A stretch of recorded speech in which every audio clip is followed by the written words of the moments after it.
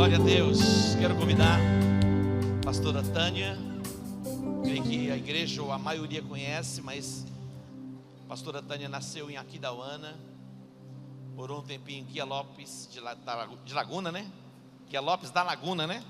É isso? Você pode saber que vem coisa boa de Aquidauana.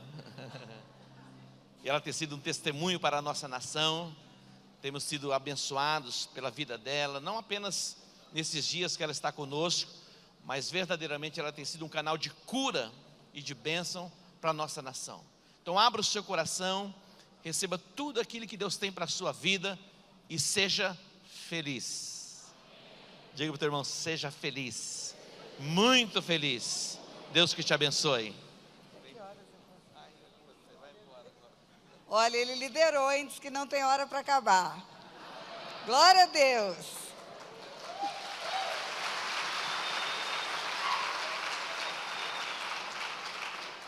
É muito bom voltar à minha terra. É muito bom reencontrar amigos queridos. E é muito bom ver os frutos daquilo que Deus fez quando eu passei aqui outras vezes. Eu tive a alegria de receber algumas pessoas aqui à frente que vieram testemunhar que se converteram há 6 anos atrás, quando eu passei aqui. E eu tenho que agradecer a Deus pelo privilégio de saber que essas pessoas estão firmes. Foram frutos que permaneceram. Louvado seja Deus por isso. Eu quero ler um versículo bíblico com você. Um versículo não, um texto pequeno. E depois vamos conversar. Em Jeremias 29, a partir do versículo 11 e até parte do 14, está escrito assim: Eu é que sei os pensamentos que tenho a vosso respeito, diz o Senhor, pensamentos de paz e não de mal, para vos dar o fim que desejais. Então me invocareis, passareis a orar a mim, e eu vos ouvirei. Buscar-me-eis e me achareis, quando me buscardes de todo o vosso coração. Serei achado de vós, diz o Senhor, e farei mudar a vossa sorte. Diga, farei mudar a vossa sorte. Essa é uma promessa de Deus. Essa promessa, para ela se cumprir, é preciso haver uma parte nossa. Buscar o Senhor de todo o nosso coração. Buscar-me-eis e me achareis, se me buscardes de todo o vosso coração. Serei achado de vós e farei mudar a vossa sorte. Não há uma única pessoa em toda a terra que tem um encontro com Deus que não tem a sorte mudada. Você pode dizer glória a Deus? Glória a Deus. E foi isso que aconteceu comigo. Eu quero contar um pouco da minha história e eu não vou contar todos os detalhes, eu vou contar detalhes novos aqui nesse lugar. Contar a minha história lá em Hagashiura, no Japão, tem um sabor. Contar a minha historinha aqui da Aquidauana tem outro sabor. Em Campo Grande tem outro sabor. Em Guia Lopes é a minha terra, é a minha terra. Estar aqui falando de coisas que você conhece fica tão mais fácil para mim. E eu nasci em Aquidauana, o pastor já disse, o apóstolo já disse. Eu nasci em Aquidauana em 1948. Eu já sou uma sexagenária, né? Eu tenho 68 anos. E eu nasci num lar completamente disfuncional. Eu sou o improvável de Deus aqui na sua frente. Porque pela lei da probabilidade, não poderia dar coisa nenhuma mesmo. Imagina você que em 1948, há muitos e muitos anos atrás, eu tinha um histórico de drogas dentro de casa. Minha mãe usava remédios para dormir. Ela tinha dependência química de medicação. Esses remédios que fizeram agora Michael Jackson morrer, são barbitúricos, são pré-anestésicos. E o meu pai, uma vida completamente promíscua. Nenhum deles conheciam Jesus e eles não souberam processar as dores e os problemas da sua juventude. Frustração de relacionamentos que não deram certo, suicídio de uma noiva dele em Bela Vista, suicídio de um noivo dela em Neuaque, e eles se casam sem amor, sem projetos, sem sonhos, sem nada, apenas para se desvencilharem das suas famílias, e foram morar em Aquidauana. E eu nasci nessa casa. E eu quero aproveitar esse testemunho para te ensinar algumas coisas. As crianças, elas só são crianças no corpo. Só existe corpinho, não existe alminha e não existe espiritinho. Está vindo ao mundo nesses dias, nas próximas horas, Levi. Levi é o neto do apóstolo. Tem um corpinho no ventre da Rebeca, mas tem um espírito pronto e tem uma alma pronta. A prova disso é que Esaú e Jacó contenderam no ventre de Rebeca. E contender significa disputa, e a disputa se dá no nível da alma. E a outra prova é que João Batista ficou cheio do Espírito Santo no ventre de Isabel. Um espírito no ventre de uma mulher está pronto para receber o Espírito Santo. E um espírito no ventre de uma mulher está pronto para ter impressões emocionais. Então a alma e o espírito não são bebês. As crianças recebidas com aceitação, crianças recebidas com amor, elas têm uma resposta de segurança decorrente de serem aceitas. As crianças rejeitadas, ou as crianças que são pedra de tropeço, entre aspas, para os seus pais, elas nascem já com alguma diferença no seu comportamento. E eu nasci num lar confuso, não havia nenhuma afetividade, não havia nenhuma manifestação de amor. Criança é criança, e criança vive muito de brincadeira, não nota muito bem as coisas erradas. Mas à medida que o tempo foi passando, eu começava a perceber que havia muita diferença na minha casa, da casa do vizinho, da casa dos vizinhos, porque os pais estavam sempre com os filhos. Em casa isso não acontecia. Eu não tinha abandono na rua, mas eu tinha abandono em casa. A minha mãe dormia demais, em decorrência disso, tinha que contratar uma empregada doméstica, que chegava 8 horas da manhã, saía 4 horas da tarde. Empregada cuida do trabalho, não dá afeto. E o meu pai, ele foi entrando num nível de decadência, e é certo a Bíblia quando diz que um abismo chama outro abismo. À medida em que ele foi prosperando na promiscuidade, e naquele tempo, a prostituição tinha um lugar certo, chamava prostíbulo, ou zona de meretriz. E à medida que o tempo foi passando, meu pai passava os finais de semana inteiro em zona de meretriz. Ele saía do banco, sexta-feira, era funcionário do Banco do Brasil em Aquidauana. Ele saía do banco na sexta-feira, pegava um táxi e tinha um prostíbulo onde ele passava o final de semana inteiro. Em casa só para pegar roupa, e sumia no final da semana. Depois, segunda-feira, ia direto para o banco. À medida que o tempo passava, ele começou a se apaixonar por prostitutas. Ele estava em busca de uma noiva que suicidou. E, de repente, ele achava que encontrou a mulher do coração. E a minha mãe fugiu para o espiritismo. Minha mãe, alguém disse para ela que no espiritismo ela ia encontrar com o noivo morto, e coincidentemente o mesmo homem que era o dono da farmácia, que vendia os remédios de tarja preta sem receita médica, era o líder do centro espírita. E ele oferecia tudo para ela, oferecia o remédio para ela fugir da realidade, e oferecia a esperança mentirosa de encontrar com aquele noivo morto numa sessão espírita. E aquele homem era o guru da minha mãe. E criança tem uma percepção parcial, mas tem sentimentos. A falta de afeto gera na criança uma sensação de que não é amada. E às vezes ela é amada. O afeto é a manifestação externa do sentimento chamado amor. Porque o sentimento é secreto, é abstrato, é escondido. Você pode amar e nunca ter manifestação de afeto.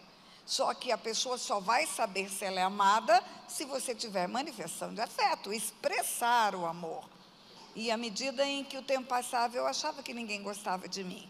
Porque o beijo, o abraço, o pegar no colo, não era uma experiência de dentro da nossa casa.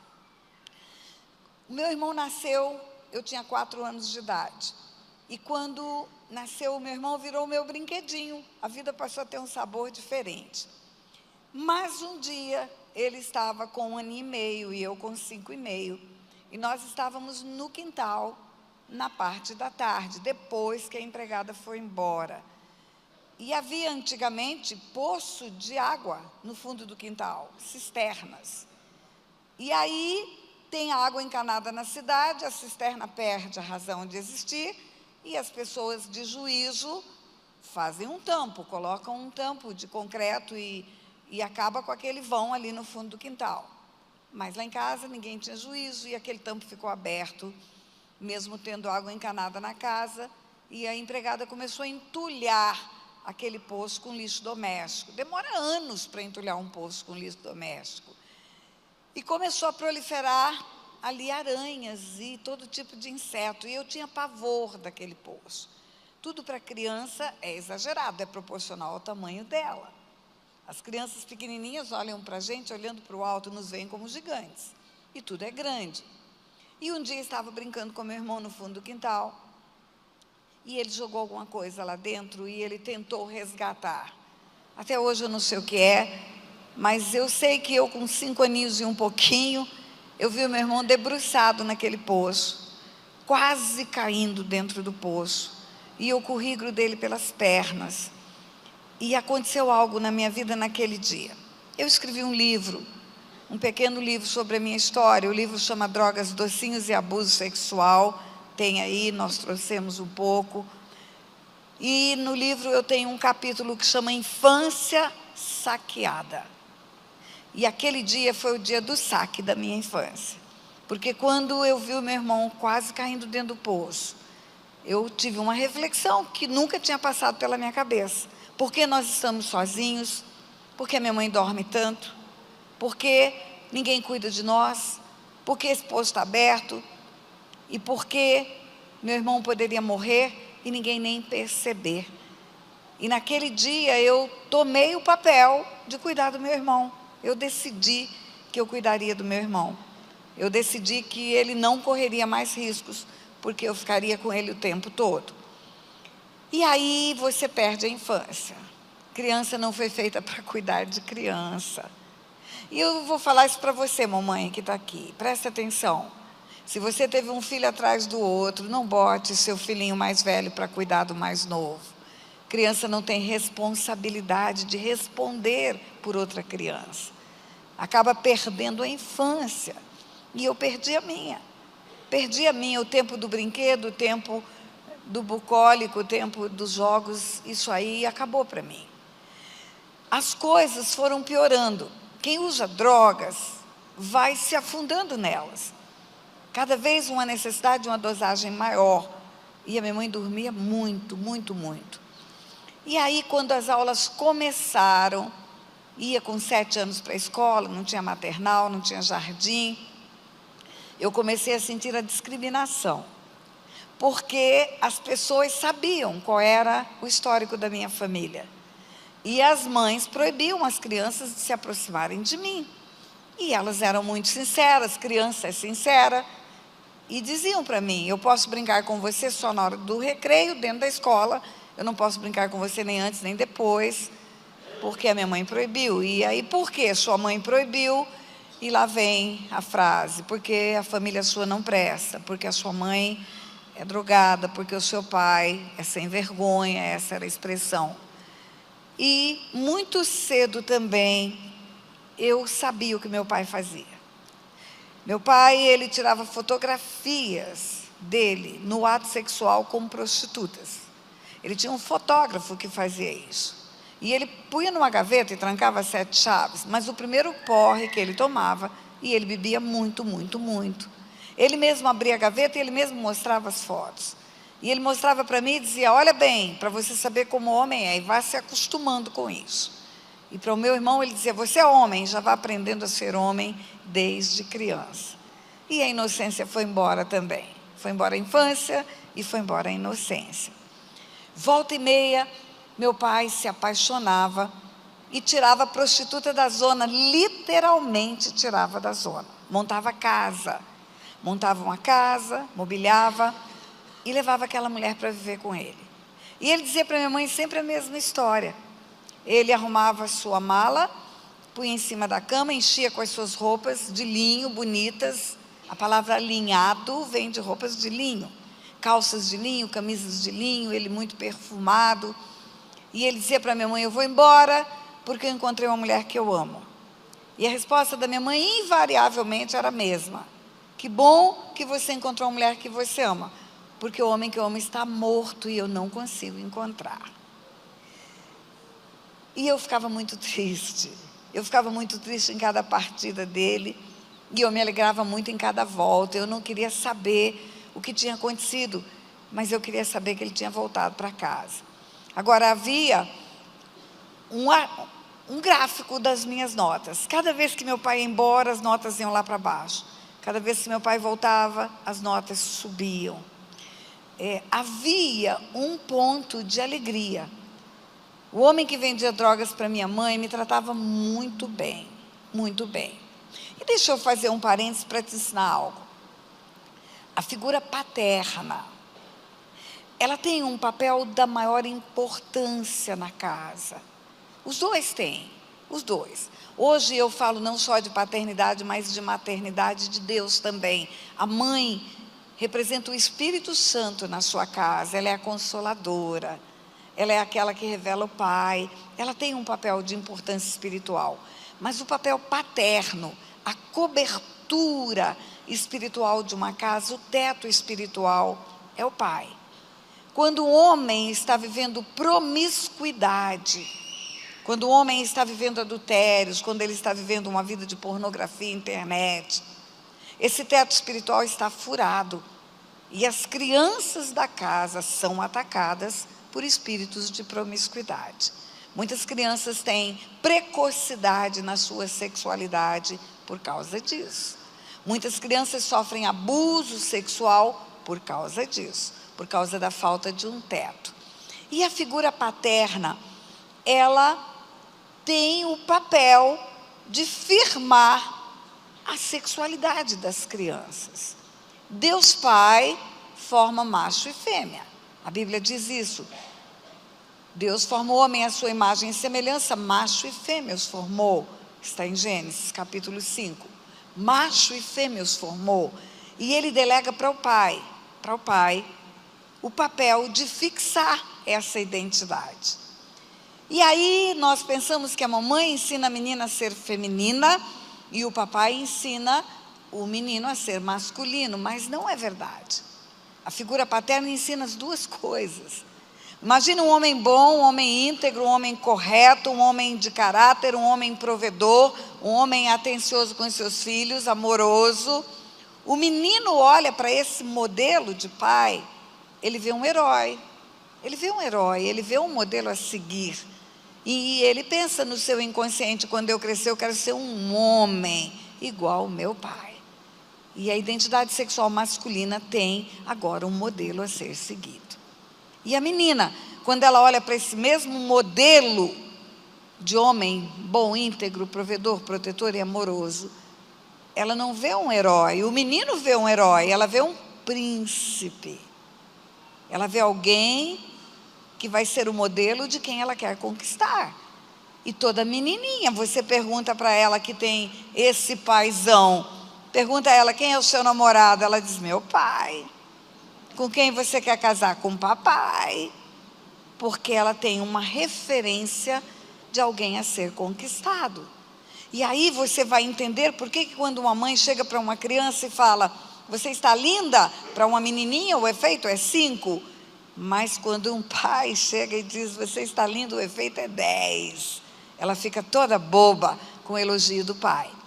Uma vez uma pequenininha num casamento disse para mim assim, ela viu o casamento, viu a celebração, e aí sentei com ela na mesa depois, na recepção, e ela disse para mim assim, olha, no dia do meu casamento, eu vou estar tão linda, tão linda, tão linda, que quando meu pai entrar e me ver, ele vai desmaiar. Aí eu imaginei na cabeça dela, o noivo é o pai. E havia um homem, que era o homem que vendia drogas para minha mãe, que era a minha referência masculina. Enquanto eu não tinha o afeto do pai, aquele homem tinha afeto para mim. Não tinha uma vez que chegava naquela farmácia porque eu ia comprar a droga para minha mãe. Não tinha uma vez que não chegava naquela farmácia, em Aquidauana, que aquele homem não tinha uma balinha, não tinha um docinho para oferecer. Por isso o livro chama Drogas Docinhos. E o livro chama Drogas Docinhos e Abuso Sexual. Porque aquele homem me cevou. Aquele homem me cevou. E aos 9 anos de idade, aquele homem foi o meu abusador. Eu confiava nele. Uma vez, eu tenho os cabelos crespos. Imagina hoje, esse cabelo está domado. Imagina esse cabelo no passado. Sem mãe para pentear, sem creme, sem finalizador, sem shampoo. Desse tamanho. E um dia eu estou indo para a farmácia para buscar o remédio, e uns meninos começaram a debochar de mim, me chamando de Juba de Leão, Juba de Leão. E eu cheguei chorando na farmácia. E aquele homem falou: por que você está chorando? Eu falei: porque me chamaram de Juba de Leão. E ele passou a mão no meu cabelo, ele falou: você não tem juba de leão, você tem cachinhos dourados. É isso que você tem. É tudo aquilo que um pai precisa dizer para uma criança. É tudo aquilo que ela precisa ouvir de um pai. E aquele homem ganhou minha confiança e ganhou a minha atenção. Era um paradoxo, porque ao mesmo tempo que eu sabia que a droga que ele vendia fazia minha mãe dormir tanto, e eu não tinha mãe, a ida na farmácia representava o afeto, representava o carinho. Mas antes da história do abuso, na escola ainda, começou a acontecer algumas coisas. Havia uma professora, lá em Aquidauana, na escola, que tem até hoje lá, uma escola junto à igreja. Aquela professora, ela tinha certamente problemas sérios. Hoje, cuidando de gente, eu posso fazer uma leitura disso. Quando você encontra uma pessoa que fere todo mundo, que briga com todo mundo, que quer arrebentar todo mundo, você pode saber que ela tem uma ferida no peito enorme, que não foi tratada, e que ela bate para não apanhar. Essa é a verdade. E aquela freira me pegou para vítima. Hoje você escuta falar de bullying, de colegas de escola. Aquela mulher era quem me fazia o bullying.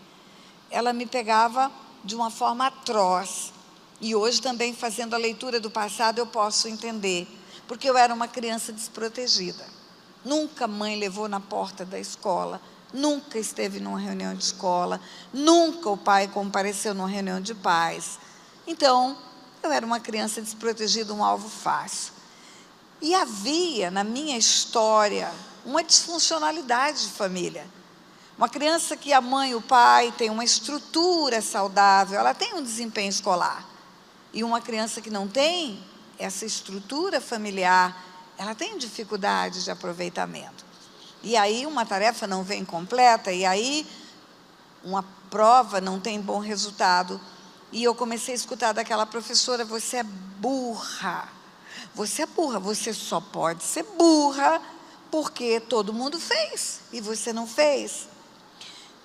E as palavras, você ouviu hoje o apóstolo dizer, as palavras são decretos, as palavras são sementes no mundo espiritual. E uma palavra de autoridade, ela se torna uma verdade na cabeça de uma criança. Você é burra, você é burra, você é burra, e eu comecei a acreditar que eu era burra, porque realmente eu tinha deficiência escolar muito grande. E não tinha ninguém para dizer: você não é burra, você apenas não tem uma mãe que te ajuda na tarefa escolar. Você tem um pai que saiu de casa e você está insegura.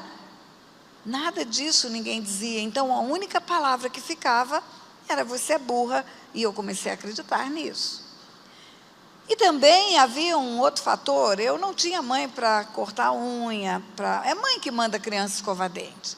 É mãe que manda a criança pentear cabelo, fazer limpeza no ouvidinho. E eu não tinha quem fizesse isso. A minha mãe estava muito preocupada com a dor que tinha, com a saudade que tinha, com os problemas que tinha. Empregada não faz isso. E aí um dia, eu acho que roupa suja de café que cai na blusa, porque é mãe que manda trocar, eu escutei: você, além de burra, você é porca. Você é muito porca. E vira verdade. Não tem ninguém para dizer, não, você não é porca, você precisa de cuidados, porque uma criança não se cuida sozinha. Um dia eu não fiz a tarefa, todo mundo fez, a classe inteira, e como castigo, eu fui colocada de pé, de costa para a turma, com papel A4 nas minhas costas, escrito, eu sou burra, e eu fui obrigada a escrever 40 vezes do quadro negro, eu sou burra, eu sou burra, eu sou burra. E foi um caos aquilo na minha vida, porque as crianças brincando, fazendo zombaria, jogando papelzinho, fazendo ruído de burro, e a hora não passava. Eu acho que durou uma eternidade, aquele tempo que eu escrevi. E a partir daquele dia eu comecei a desenvolver um tique nervoso. Todas as vezes que aquela professora chegava perto de mim, eu não conseguia controlar minhas mãos. Havia um copinho na escola, eram argolinhas, que você levantava o copinho e enchia de água. E depois você bebia água e baixava, virava uma fitinha aquele copo. E um dia aquela professora chega perto e eu derrubo aquele copo com água e molho o chão todo. E aquela mulher bota a mão na cintura e fala em alto e bom som. Ela não se dava satisfeita de falar comigo, ela queria que todo mundo ouvisse. E ela disse, além de burra e além de porca, você está banada, você não vai dar para nada. Tudo que você pega, você derruba. E aí nem roupa vai poder lavar, nem passar, nem fazer nada na sua vida. E os decretos vão se firmando. Eles vão encontrando um coraçãozinho receptivo para eles. E eu comecei a acreditar nisso. Burra, porca, está banada. Burra, porca, está banada. Chegou um dia, meu pai ia e vinha. Ele amigava com prostitutas e voltava para casa. E um dia ele conseguiu uma adição no Banco do Brasil. A adição era um temporário afastamento para outra cidade. E ele foi adido para uma cidade distante. E ficou 6 meses lá. Saiu de Aquidauana e foi para São José do Rio Preto. E 6 meses longe de casa. Antes ele alugava casa para as prostitutas nas imediações da nossa casa. E aí era fácil para pedir um material escolar a hora que precisava, era fácil para suprir uma necessidade extra. E agora ele estava longe. E começa o ano letivo. E vem a primeira lista de material escolar. E minha mãe não tinha dinheiro para comprar. O armazém, a farmácia, a padaria, o açougue faziam uma venda fiado. Tinha uma cadernetinha onde anotava. Mas a livraria não tinha. E aí não pode comprar o material escolar, vem o primeiro pedido, vem o segundo, terceira lista vem com observação. Não entra se não tiver material escolar. E aí eu bati o pé, não vou.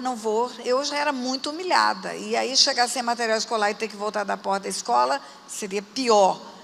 Então eu bati o pé que não iria e minha mãe mandou chamar um tio meu. Eu não sabia que tinha um tio. O fato da minha mãe ser como ela era e do meu pai ser como ele era, afastou a família.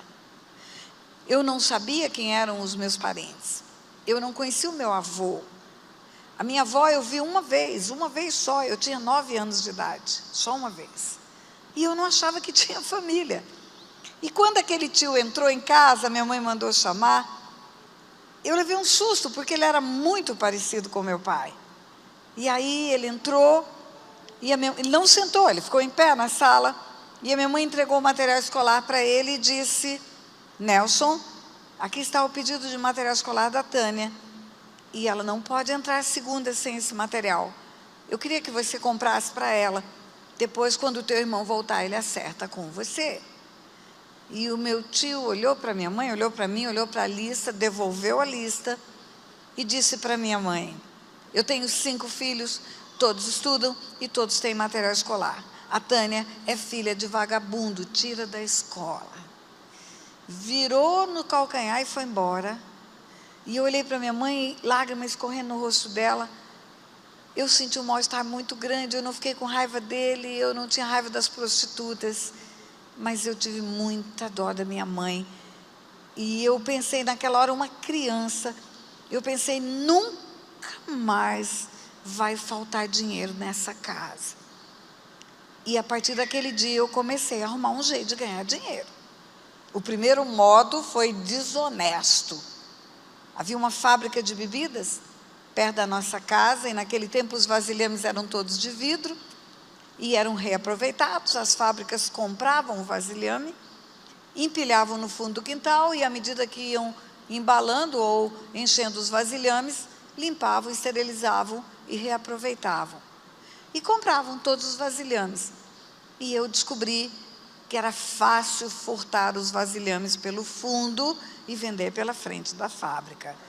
Você ri porque não era você. Não morria de medo como uma criança assustada. Minha mãe dormia, eu fingia que dormia, levantava, tinha uma bolsa de lona, eu ia pelos fundos da casa, chegava nos fundos da fábrica de bebida, eu mesmo tinha feito um buraco no muro, tinha desencaixado os tijolos, e aí eu entrava por aquele lugar, pegava 4, 5 garrafas, deixava passar uma semana, para não ficar muito em cima da hora do furto, e aí eu vendia pela frente. Mas eu tinha muito medo de fazer isso, porque a expectativa que eu tinha é que descobriram, e agora vai ter um cachorro, vai ter um homem armado, e eu descobri um jeito menos perigoso de ganhar dinheiro. O lixo da cidade de Aquidauana. O lixo da cidade de Aquidauana é igual a qualquer lixo do mundo, é um tesouro. Hoje falam em reciclagem, naquele tempo eu dizia caça ao tesouro. Colher que quebrou, tampa de bule, ferro de passar roupa, que agora não é mais o de ferro, é o ferro elétrico, e o povo joga fora, uma torneira que quebra, uma ferragem de material de construção, qualquer metal, ferro, cobre, bronze, alumínio, tudo vira dinheiro do ferro velho da cidade. Pronto, eu achei uma forma de ganhar dinheiro. Ia para o lixo de Aquidauana todo dia e futucava aquele lixo e ficava atrás de pedacinho de metal, de coisinhas que brilham, de uma ferragenzinha, e virava dinheiro. E muito dinheiro. Eu não tive mais necessidade nenhuma que eu não pudesse suprir. Agora podia ter os livros, podia ter a presilha de cabelo, podia comprar o suspiro cor-de-rosa da padaria, que eu morria de vontade de comer, o bijuzinho que o bijuzeiro vendia, o docinho de abóbora, a Maria Mole, tudo isso na padaria gritava comigo e eu não tinha dinheiro para comprar. Agora tinha. Mas tem um detalhe. No lixo de Aquidauana, como qualquer lixo do mundo, tem a sujeira de uma cidade inteira. E naquele tempo não tinha coleta seletiva. Então, todo o lixo de todos os banheiros de Aquidauana estavam lá. E todo o lixo de todas as cozinhas de Aquidauana estavam lá. Era um lugar podre, podre. Até hoje, igreja, até hoje, o apóstolo diz que eu sou cheirosa e sou mesmo.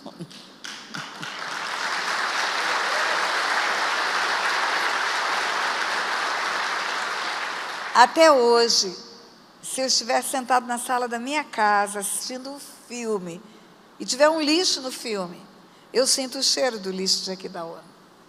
Até hoje, se eu passar no meu carro, vidro levantado, e tiver lixo na rodovia, eu sinto o cheiro do lixo de Aquidauana. Aquele lixo ficou na minha alma. E eu falo que Deus não tira esse cheiro da minha alma, da memória emocional, para eu nunca me esquecer de onde Ele me tirou. Me lembrar da graça e da misericórdia que me alcançaram. E aí, porque tem sujeira, tem doença, mancha no rosto, vermes, mal-estar, barriga inchada, enfim, mau hálito.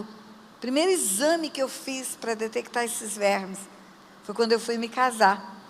Quando o médico olhou o resultado, ele falou: menina, aqui tem verme que eu só vi em livro de medicina. Tinha 18 qualidades de verme. E o meu pai todo lindo, todo alinhado, todo perfumado. E eu sabia que ele vivia todo arrumado, todo perfumado. Mas você sabe que a promiscuidade sexual, e eu também quero te ensinar isso, ela obscurece a capacidade do homem de pensar. Eu falo que o homem obcecado pelo sexo promíscuo, ele fica enfeitiçado. Ele não tem capacidade de perceber o mal que ele está fazendo para sua filha, para sua esposa, para as pessoas que o cercam. E eu tenho certeza que meu pai não via. E aí acontece o abuso sexual com 9 anos de idade. Uma criança abusada sexualmente, ela muda o comportamento. Eu era até então uma criança sujeita a a agressividade das pessoas e ficava encolhida e ficava ofendida. A partir do abuso, eu passei a ser a ofensora. Eu fiquei rebelde, eu fiquei insuportável. Eu já não esperava mais a professora me ofender, eu ofendia a professora. E com isso, o meu aproveitamento escolar piorou. Já era ruim, e aí piorou muito. Eu reprovei 2 anos, eu repeti 2 anos na escola. Quando uma criança repete de ano, a turma para a qual ela vai tem uma idade inferior à dela. Então, ela chega com o estigma de ter que se dar muito bem, porque ela já é repetente. Mas a minha vida continuava igual, e eu continuava saindo mal na escola. E aí, agora, é burra ainda na turma atrasada. Um dia alguém falou, só pode ser retardada, essa menina só pode ser retardada. Porque já há 2 anos, numa turma mais nova do que ela, e ela não consegue desenvolver. E aí eu achava que era retardada mesmo. E aí, um dia, 12 anos de idade, cheia de problemas, mas cheia de dinheiro, eu vou com meu irmão para a praça de Aquidauana, comprar sorvete e dar voltas na praça. 2 anos de repetição já, então eu já tinha um atraso escolar de 2 anos. Com 12 anos, naquela praça aconteceu algo terrível. Eu estava com um sorvete nessa mão, segurando na mão do meu irmão, e o meu irmão com o sorvete na outra mão, então nós estávamos de mãozinhas dadas, e o sorvete na mão livre, e alguém me empurrou. Eu não sei o que aconteceu, eu sei que eu fui impulsionada para frente, e no impulso, o sorvete foi na frente e bateu no traseiro da mulher, que estava na minha frente. As pessoas davam voltas na praça, era um fute, não tinha WhatsApp, não tinha rede social, não tinha telefone celular, era uma piscadela na volta da praça, né? Um bilhetinho, um olharzinho, e eu dando volta no sentido das mulheres, o meu sorvete pegou no traseiro da mulher que estava na minha frente. Quando aquela mulher sentiu o gelo, ela passou a mão e ela olhou. Quando ela olhou e viu que era sorvete que ela tinha na roupa dela, que ela vira para trás e o resto do sorvete escorrendo pela minha mão, não tinha como não dizer que não era eu. Aquela mulher começou a berrar naquela praça. Ela não falava, ela gritava. E ela começou a gritar, só podia ser você, coisinha, filha de ninguém. Você não tem educação, e uma menina que tem educação não tem que sair de casa. Você não tem educação porque a tua mãe está lá drogada em cima de uma cama. E o teu pai? Teu pai está no meio das pernas das prostitutas. Você não tem nem pai nem mãe para te ensinar. Você não devia andar no meio de gente. Isso aos gritos. E começou a juntar gente em qualquer lugar do mundo. No Rio de Janeiro fala, foi um barraco. Em qualquer lugar do mundo, quando alguém faz um escândalo, junta gente. E começou um pessoal a parar em volta.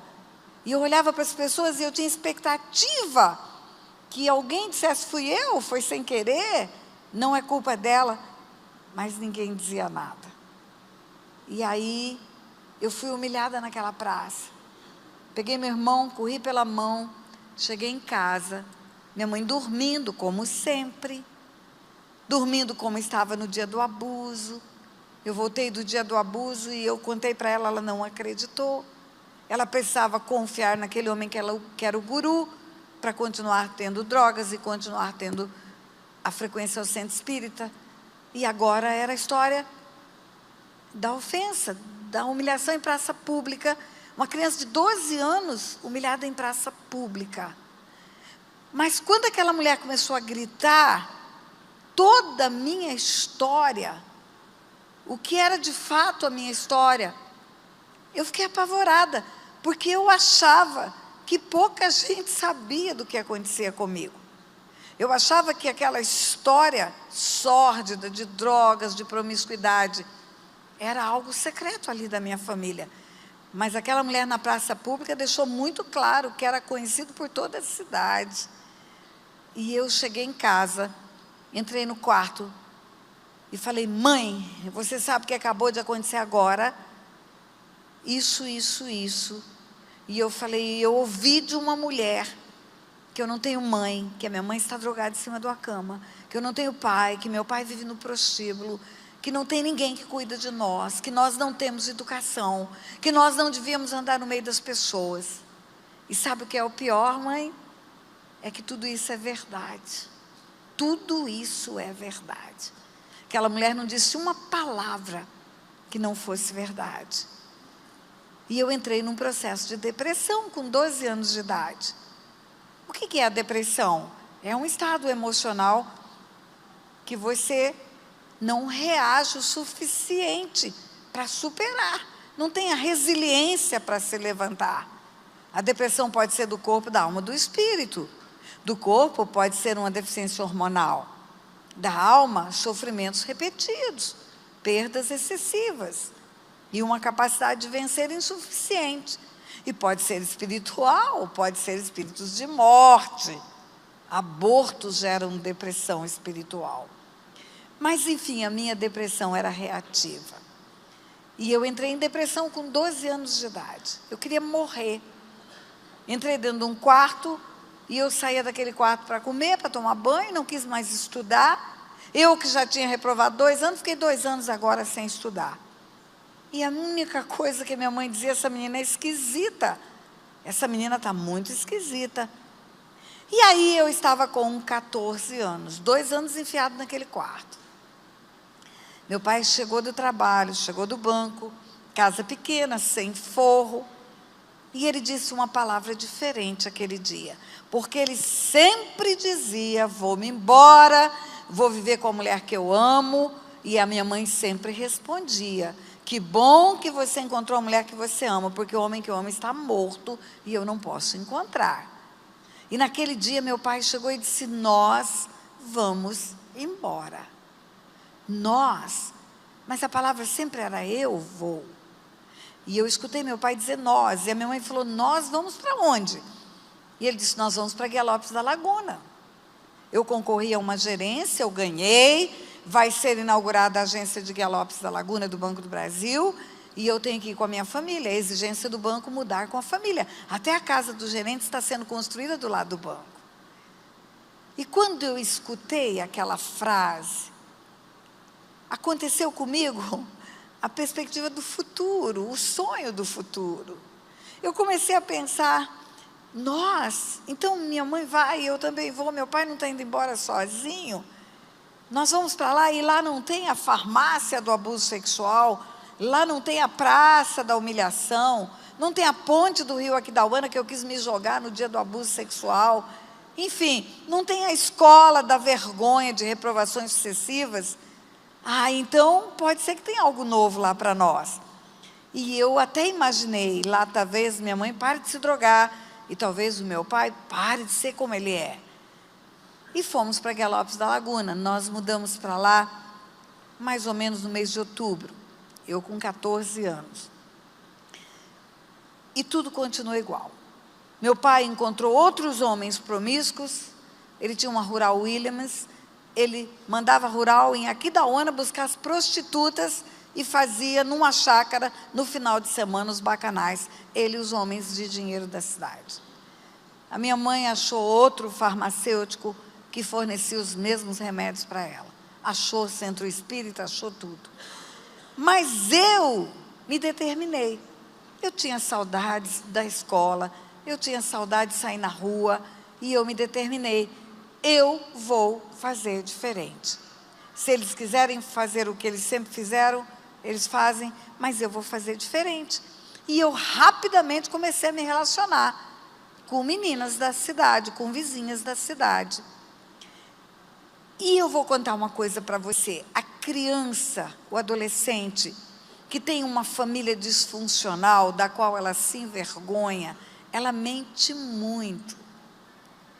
Ela enfeita a realidade dela, ela fantasia a realidade dela. Por exemplo, o pai não vai na reunião de pais da escola. E aí alguém pergunta, por que seu pai nunca veio? A criança não responde, porque o meu pai está no meio das prostitutas, porque o meu pai não liga para mim. A criança responde, porque meu pai é muito ocupado. Meu pai tem um trabalho muito especial para fazer, por isso ele não vem. Por que a sua mãe não te traz na porta da escola? A criança nunca vai responder porque ela está drogada em cima de uma cama. A criança responde, porque ela é ocupada, ela está cuidando da casa, ela está trabalhando, fazendo alguma coisa. Então eu mentia muito. Eu fantasiava muito a minha realidade. E eu comecei a ter relacionamentos mentirosos com as pessoas que eu conheci.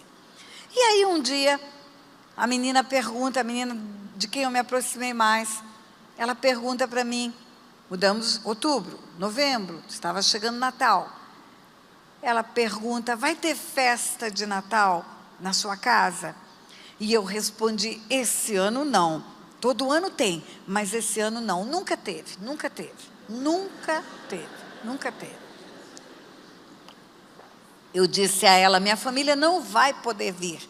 E aí já enfeita, minha família é grande, minha família é maravilhosa.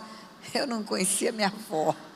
Conheci uma vez, não conhecia meu avô, não tinha família, mas eu queria que pensassem que eu tinha. Porque era uma forma de querer aceitação das pessoas. E aí a menina disse para mim, então vamos passar na minha casa. Convidou, e eu achei a ideia ótima. 24 de dezembro, lá fomos eu e meu irmão, para a casa daquela moça, da menina, era uma adolescente. E chegando naquela casa, eu vi o que eu nunca tinha visto. Pai, mãe, filhos, família. Pai abraçando o filho, pai pegando o filho no colo, mesa arrumada, música, jingle bell, jingle bell. Eu vi uma família normal. Os primeiros 40 minutos, eu fiquei empolgadíssima, na Ilha da Fantasia. Mas passou aquele tempo, eu comecei a cair na real. E eu fui ficando triste, não era a minha realidade, não era. A minha realidade era a minha mãe dormindo, porque na época de Natal usa mais comprimidos. Na época das festas, os que se drogam mais. E o meu pai, fora de casa, bebia muito, ele estava no meio das prostitutas e bêbado com toda certeza. Mas eu me senti muito mal e eu disse, eu vou voltar para casa. Esse não é o meu lugar. E eu voltei. Meu irmão não quis ir, ficou. Não falei para ele porque eu estava indo. E à medida que eu fui caminhando, Guiar Lopes da Laguna é pequeno hoje, imagine, há tantos anos atrás. E eu fui andando e eu fui vendo nas calçadas, família, família, família, pessoas normais. E eu fui ficando muito mal. Quando eu cheguei na minha casa, eu estava chorando copiosamente. Entrei na casa, eu escutei voz de homem e de mulher. E aí meu coração ficou alegre, porque eu pensei, primeiro Natal que meu pai e minha mãe estão juntos. Eu imaginei eles estar em casa e eles estão conversando. E eu corri para o quarto. E a minha mãe estava sozinha, dormindo. Com o passar do tempo, o uso da droga, dormir demais, ela foi ficando muito gorda. E ela estava dormindo de barriga para cima, roncando. Eu beijei a testa da minha mãe, ela não acordou. Tamanho era o estado de droga que ela estava. Aí eu voltei para a sala. Quando eu voltei para a sala, é que caiu a ficha. Pastor Otto disse que eu não posso falar caiu a ficha. Que caiu a ficha é coisa de velho. Porque ficha é coisa de orelhão, não existe mais. Eu caí em mim. Quando eu voltei para a sala, eu caí em mim. Eu olhei para o meu quarto. A porta estava encostada, mas havia luz na resta da porta. A luz da sala apagada era fácil você ver. E era lá do quarto que vinha a voz. Meu pai e uma mulher. E eles riam muito. Eu não precisava abrir aquela porta para saber o que estava acontecendo ali. Eu não precisava abrir aquela porta para saber que meu pai estava tendo sexo com uma mulher dentro do quarto. Eu sabia desde pequenininha, quando via as fotos que ele mostrava. Mas quando eu bati a mão na maçaneta daquela porta, que eu vi os dois nus em cima da minha cama, eles já tinham feito sexo, eles estavam conversando. Eu acho que eu fiquei endemoniada. Eu perdi a compostura, perdi o juízo, perdi a razão. Eu queria matar o meu pai. Foi uma explosão. Eu não tive raiva da mulher. É interessante como Deus blindou meu coração para não odiar pessoas. Mas eu tinha muita raiva dele. Eu comecei a gritar e eu corri na cozinha, peguei uma faca, eu queria matar o meu pai. E quando eu voltei da cozinha, a mulher já tinha se enrolado num lençol e tinha ido embora. Porque eu comecei a gritar, eu te mato, seu desgraçado, eu te mato. E ela fugiu. E ele botou a cueca e ele estava tentando botar a calça, ele estava no meio da sala, quando eu voltei, com a faca na mão, uma faca grande, e eu queria fincar em qualquer lugar. Eu dando golpes no ar com aquela faca, ele segurou meu punho e impedia que encostasse nele, porque ele esticava o braço e eu dava golpes e não conseguia tocá-lo, e eu chutava por baixo e eu gritava muito, muito, muito. Eu sei, olhando para aquela cena hoje, que um tapa dele me jogaria no meio daquela sala, mas ele só se defendia, e eu berrava tudo que estava no meu coração. Aí minha mãe acordou. Quando a minha mãe acordou, eu comecei a gritar com ela também, porque na minha cabeça era uma confusão. Eu não sabia se ele ia para o prostíbulo porque ela se drogava, ou se ela se drogava porque ele ia para o prostíbulo. Eu não sabia de quem era a culpa. E eu comecei a gritar com ela, você é responsável também, porque se não tivesse com a cara cheia de remédio, dormindo, você não ia ver que ele está com uma mulher no meu quarto, na minha cama. E brigava com ele, brigava com ela, e eu comecei a falar tudo que eu vivi até aquele dia, até o abuso sexual. Porque quando eu sofri o abuso, pior do que aconteceu no meu corpo, foi o que eu ouvi da boca daquele homem. Ele falou, e agora você cala a sua boca, porque ninguém vai acreditar em você. A sua mãe precisa de mim, porque se ela parar de usar os remédios que eu vendo para ela, ela morre. E o seu pai, cadê o seu pai? Você não tem pai? Seu pai vive com as prostitutas. E foi isso que eu escutei.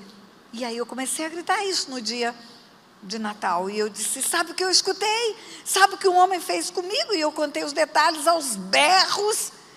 E eu disse, sabe o que ele disse? Que eu não tenho pai, e não tenho mesmo, porque até hoje a única coisa que você sabe fazer é se enfiar no meio das pernas de umas prostitutas. E qualquer lugar do mundo, quando tem escândalo, junta gente. O vizinho da direita, o vizinho da esquerda, o vizinho da frente, o vizinho de trás. Imagina uma menina gritando, eu mato, e aos berros, e a mãe gritando, não mata. Foram lá ver quem que está querendo matar. Quando eu dei por mim, a sala estava cheia de gente. Eu perdi a noção do que eu estava fazendo. A sala lotada. E eu olhei para aquelas pessoas. E eu caí em mim, eu falei, o que que eu fiz? Lá em Aquidauana, na praça, foi uma mulher que me expôs diante das pessoas. Agora aqui na minha sala, eu é que estou contando a podridão da minha história. E quem que vai querer ser minha amiga mais? Quem que vai querer andar comigo? Quem que vai conversar comigo? Quem que vai querer casar comigo? Se eu gritei em alto e bom som o que me aconteceu naquela farmácia em Aquidauana. E eu vi o estrago que eu tinha feito. Larguei a faca, corri para o quarto e cortei os 2 pulsos. Naquele tempo usava um aparelho de gilete que a gente montava e tirava uma gilete inteirinha. E era fácil cortar com aquela gilete. A mulher que eu estava na casa dela, passando a noite de Natal, sentiu falta, foi atrás. E chegou nessa hora, na minha casa. Foi quem socorreu, quem levou para costurar os punhos. Quando eu voltei daquele pronto-socorro, eu não encontrei ninguém mais em casa. Minha mãe tinha ido dormir, ela deve ter tomado todos os remédios que tinha. Meu pai sumiu. Os vizinhos, cada um na sua casa. Eu falo que até hoje eu não sei se eles conseguiram ter festa de Natal depois de tudo que eles escutaram. Eu não sei o que eles experimentaram, mas eu sei o que eu vivi aquela noite. Quando eu voltei do pronto-socorro, eu passei o resto daquela madrugada, sentada na minha cama, fazendo planos de vingança. Hoje, cuidando de pessoas, eu sei que não era plano de vingança, que era grito de socorro. Os meus planos eram assim: eu não presto para nada, para nada, para nada. O que precisa da cabeça, eu sou burra. O que precisa da mão, ninguém vai da casa para eu limpar. Eu não presto nem para morrer. Eu tentei me matar e não consegui. E a partir de hoje, ninguém vai olhar para mim com respeito. Porque depois de tudo que eu falei, que todo mundo escutou, acabou o respeito. E aí eu decidi, eu vou me tornar uma prostituta. Eu vou me tornar uma vagabunda. Eu vou me deitar com a metade dos homens de Guiar Lopes da Laguna. E depois que eu me deitar com a metade deles, eu vou chegar para o meu pai e vou dizer: pai, o senhor gosta de prostitutas, não gosta? O senhor destruiu o seu casamento, destruiu a sua família, por causa de prostitutas. O senhor ama muito elas, não ama? Pois o senhor pode me amar, porque eu sou uma também agora. Hoje, cuidando de pessoas, eu sei que isso era um grito de socorro. Eu sei que milhares de meninas que se jogam nos braços de todos os homens, elas estão procurando um peito de pai. Um peito de pai. E eu passei 4 dias, do dia 24 ao dia 28 de dezembro, fazendo planos de prostituição. Eu vou para os lugares onde tem pedreiros, eu vou para o lugar onde tem muitos homens juntos, os bares, os lugares onde tem, porque numa noite só eu posso dormir com 2, 3 de uma vez. E havia uma república, um lugar onde os funcionários do Banco do Brasil, solteiros, alugaram uma casa conjunto. E ali naquele lugar tinha uns 4, 5 funcionários. E naquela ideia maluca minha, eu pensei: eu vou começar por lá. Porque eu vou chegar para o meu pai e dizer: o senhor ama prostitutas? Não ama? O senhor pode me amar, eu sou uma delas. E sabe aonde que eu comecei? Com os seus funcionários, para envergonhar ele. E bêbada, muito bêbada, 28 de dezembro eu fui para aquele lugar. Eu posso dizer para você que era assim, à beira do abismo. Eu estava à beira de um abismo naquele dia, literalmente caindo em queda livre. E ali naquele lugar tinha um homem de Deus. Deus me faz encontrar uma pessoa que me respeitou, uma pessoa que teve misericórdia de mim, que olhou para mim e não viu uma louca, olhou para mim e viu uma pessoa precisando de ajuda. O que me impactou naquele moço foi que eu tinha 5 anos quando eu comecei a ir para a farmácia para comprar drogas para minha mãe. Eu tinha 5 anos e eu tinha 9 anos no período do abuso. 4 anos, aquele homem me viu, aquele homem teve o meu carinho de criança e aquele homem não me respeitou. E agora eu tinha 14 anos, corpinho formado, e eu me ofereço para um rapaz que não tinha que ter compromisso nenhum comigo, que podia se aproveitar daquela situação. E olha bem para mim, se eu sou bonitinha hoje, imagina eu com 14 anos. Assobia, pode assobiar. Brincadeira, mas aquele homem, ele tinha um diferencial. Ele tinha o Espírito Santo dentro dele. E o conhecer aquele homem, o respeito daquele homem, fez toda a diferença na minha vida. Ele me falou de Jesus. Não foi fácil, porque eu tinha uma aversão a Deus. Os 2 religiosos que eu conheci na minha vida eram o dono do centro espírita, que era o abusador, e era a freira, que era a professora que me maltratava. Os representantes de Deus eram eles. Então Deus para mim não era algo para ser aceito. Mas esse moço, ele foi fazendo a diferença. E aí ele me ganha para Jesus. E como ele não é bobo, ele me ganhou para ele também. É o meu marido, é o pastor Otto.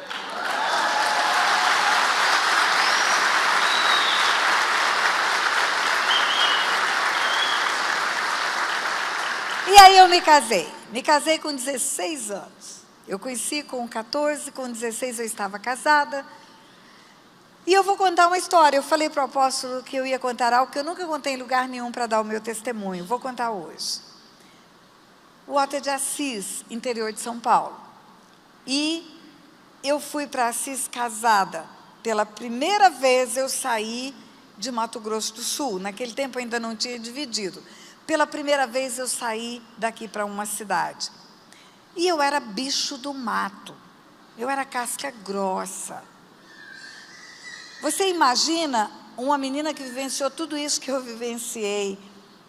O Otto foi a minha referência, mas ele teve muita paciência comigo. Eu fui aprendendo até o jeito de falar corretamente. E aí eu vou para Assis, interior de São Paulo. O Otto era de Assis, um jovem crente, nascido no Evangelho, e vem tomar posse do Banco do Brasil em Mato Grosso do Sul, ou Mato Grosso naquele tempo, Guia Lopes da Laguna, e volta casado. E se ele é lindo hoje, imagina ele com 24 anos, né? Nós temos 10 anos de diferença. E o Otto era um partidão no meio da igreja. As meninas olhavam para o Otto e imaginavam, cada uma delas, que seria escolhida por ele. Quando passa no Banco do Brasil, então, aí ficou um partidaço, né? E vai para Mato Grosso do Sul e volta casado. E o primeiro dia meu na igreja lá, muito, mas muito deslocada, muito sem lugar para mim, todo mundo me olhando dos pés à cabeça. E chega uma irmã do Otto e fala para mim: você está vendo aquelas meninas ali? Aquelas meninas todas tinham esperança de casar com o Otto. E aí elas estão lá examinando você e querendo fazer gracinha com você. E eu estava enterrada em cova rasa ainda. Eu estava morta, mas ainda estava com o pezinho de fora. E chegaram as meninas para fazer gracinha. E aí chega uma que era assim a mais desenvolta e fala assim: o Otto teve que arrumar uma mulher em Mato Grosso. Aquele tempo era só Mato Grosso. Parece que não tem mulher aqui em Assis. E eu respirei fundo, com o dente trincado, e eu falei: não, tem sim, mas ele me escolheu. Ele foi me escolher lá em Mato Grosso. Aí ela voltou à carga. Ela disse assim: mas lá tem muito mato, não tem? Esse nome Mato Grosso é porque deve ter mato. E eu disse, eu estava nervosa, e eu disse para ela: tem mato sim, mas tem cidade também. E eu morava na cidade. E o Otto foi trabalhar no Banco do Brasil, e o Banco do Brasil não é no mato. E ele me conheceu na cidade. E aí ela voltou à carga. Ela falou: mas tem muito índio lá, não tem? E eu já tremendo falei: tem índio sim. Mas os índios ficam nas aldeias, tem lugar certo para eles. Aí ela falou: e tem onça marroá, e tem onça lá, não tem? Aí eu disse para ela: tinha uma marroá, sou eu. O Otto me escolheu e você não se meta comigo, porque você não sabe com quem você está se metendo. É lógico que se fosse hoje, depois do Espírito Santo me dar domínio próprio, eu responderia: ô querida, eu vou orar para que você arrume um marido também. Mas enfim, aí ficou com esse apelido de onça marroá, né? Por causa dessa história. Mas eu tive que ser repaginada. Foi feita uma reengenharia do meu comportamento. E o Otto começou a ser a boca de Deus para me falar a verdade. Porque o que eu escutava como verdade eram palavras que não correspondiam à verdade. Você é burra? Não, você não é burra. Qualquer coisa que eu errava, qualquer erro que eu cometia, eu batia a mão na testa e falava: eu sou burra mesmo. E o Otto dizia: não, você não é burra, você é muito inteligente. E ele me animou a voltar a estudar. Guia Lopes da Laguna, Escola Salomé de Melo Rocha, tinha curso à noite. E ele faz a minha matrícula. Nossa menininha já tinha nascido. Simone tinha nascido, nasceu em dezembro. E em março, ela tinha só 4 meses, 3 meses e pouco. E o Otto faz a minha matrícula para fazer o ginásio. Ele disse para mim: Tânia, faz o ginásio. pelo menos completa alguma coisa. E ele saía do banco com a bebezinha no colo e ia para a rua, para ela me ver na sala de aula e não chorar, porque ela chorava porque me via fora de casa. E eu olhava para aquela cena, o Otto cuidando da bebê para eu estudar. E eu dizia, não vai dar certo isso. Saía da escola, chegava em casa, eu falava, Otto, eu vou parar. Não é justo isso, não deu no tempo certo, agora não dá mais. E ele dizia, ela vai crescer, ela vai acostumar. E acostumou, e eu terminei o ginásio. E eu conversava muito com ele sobre toda a minha história. E eu dizia para o Otto assim, as professoras precisavam entender que uma criança problema não é uma criança problema, é uma criança que tem problemas. É uma criança que está manifestando na escola o que ela vive em casa. Eu comecei a ser uma criança problema depois do abuso. E as professoras deviam saber disso. Aí um dia o Otto chega do banco, eu já tinha feito o ginásio. Eu estava grávida do segundo filho. E ele chega do banco e ele fala, Tânia, vai ter o curso normal em Jardim. Por que você não faz o normal? Você falou que as professoras deviam cuidar das crianças, que elas deviam ter um olhar diferente para as crianças. Por que você não estuda e não vai dar aulas? E eu disse para ele, mas agora já ficou para trás o tempo que era fácil para mim, agora eu estou barriguda. Ele disse, leva a barriga para a escola. E eu levei a barriga para a escola e eu fiz o normal. Aí eu fui dar aula. Queridos, vocês não têm ideia a paixão que foi para mim dar aulas. Eu vou fazer um parênteses para te contar o que vai acontecer amanhã.